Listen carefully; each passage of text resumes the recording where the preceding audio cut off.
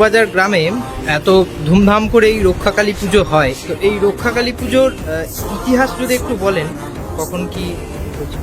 এটা আনুমানিক আমাদের যে গুরু বংশ আছে সেই গুরু বংশ থেকে জানা যায়, এবং আমাদের যে পূর্বপুরুষ দাদু ছিলেন সীতানাথ চক্রবর্তী, ওনার মুখ থেকে শোনা যায় যে পুজোটা আনার উদ্দেশ্য ছিল, মানে আমাদের গ্রামে হঠাৎ মহামারী কলেরা দেখা দিয়েছিল।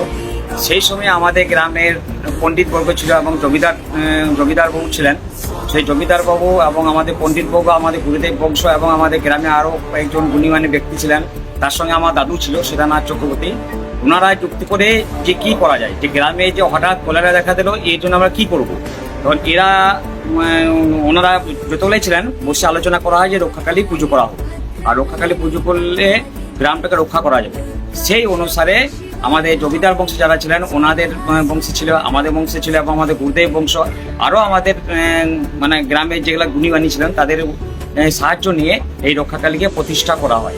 আনুমানিক 1286 না 86 এটাও হতে পারে, আশা করি। মানে আমাদের গুরুদেব বংশে যেটুকু জানা গিয়েছে, তার সঠিক সিদ্ধান্ত বলতে পারছি না, তো আনুমানিক তো ওই সালটাই হবে। গ্রামে যে কলেরা দেখা দিয়েছিল, মহামারী দেখা দিয়েছিল, মানে যে লোক মারা যাচ্ছিল, সেই কারণের জন্য এই যে গুণীগানী ব্যক্তিগুলো ছিলেন এরা কিন্তু সিদ্ধান্ত নিয়েছিলেন যে মাকে নিয়ে আসবে।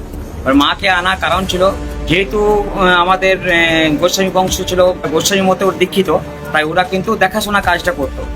আর আমাদের যেহেতু শাক্ত বংশ, আমরা কিন্তু বংশ পরম্পরায় মায়ের পুজো করে আসছি, এবং আমাদের যে গুরুদেব পলাশডাঙ্গা ভট্টাচার্য মহাশয়রা ওনারা কিন্তু আমাদের পুজো করিয়ে যান, এবং ওনারাই কিন্তু মাকে বিসর্জন করে যান। ওনাদেরকে আমাদেরকে নেমন্তন্ন করে আসতে হয়।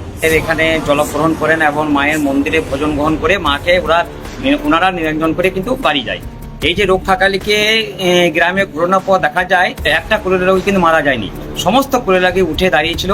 সেই থেকে গ্রামকে রক্ষা করার জন্য এই মাকে অত্যন্ত ভক্তি সহকারে সব ভজনা করেন এবং ভক্তি করেন, এবং সেই থেকে মায়ের প্রাচুর্য ছড়িয়ে পড়ে চারিদিকে। রক্ষাকালী পুজোর দিন গ্রামের কি নিয়ম রুলস কিছু থাকে? গ্রামের রক্ষাকালী পুজোর রুলস থাকে। গ্রামে প্রতিটা বাড়িতেই কিন্তু আমাদের নিরামিষের ব্যবস্থা থাকে, এবং প্রতিটা বাড়িতে কোনো না কোনো একজন উপোস থাকেই, এবং প্রত্যেক পরিবারেও কিন্তু বেশিরভাগ লোকই উপোস থাকে। তবে একটা কারণ হচ্ছে কিন্তু গ্রামে সেদিন কিন্তু কেউ আঁশ খায় না, এবং আমাদের এই রক্ষাকালী পুজোর দিন কিন্তু কোনো বলি হয় না। আচ্ছা, এই পুজোর দিন কিন্তু গ্রামে কোথাও বলি হবে না। প্রচুর লোকের তো সমাগম হয় দেখা যায়। হ্যাঁ, প্রচুর লোকের সমাগম হয়। দূর দূরান্ত থেকে লোক আসেন, কারণ এরা মায়ের যে মাহিত্য সেদিন চারিদিকে এখন ছড়িয়ে পড়েছে। সেই মাহিত্য অনুসারে কিন্তু লোক মায়ের কাছে ছুটে আসেন, আশেপাশে গ্রাম থেকে ছুটে আসেন, বহু দূর দূরান্ত থেকে মানুষ কিন্তু মায়ের এই আশীর্বাদ পাওয়ার জন্য ছুটে আসে। মায়ের বিসর্জন কিভাবে হয়? মায়ের বিসর্জন হচ্ছে আমাদের গুরু বংশকে নিমন্ত্রণ করে আনা হয়, এবং ওনারা এসে এখানে জল মিষ্টি সেবায়ন করেন, এবং মায়ের মন্দিরে ভোগ প্রসাদ খেয়ে তারা মাকে নিরঞ্জন করে বাড়ি যান। এটাই কিন্তু কথা চলে আসছে। মানে যেদিন পুজো সেই রাতেই সেই রাতে কিন্তু সূর্য উদয়ের আগে মাকে জলে দিতে হয়। আচ্ছা, সূর্যাস্তের আগে মা কিন্তু জলে চলে যায়। আপনার নাম?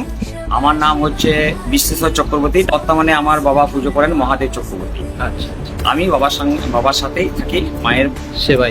সেবায়।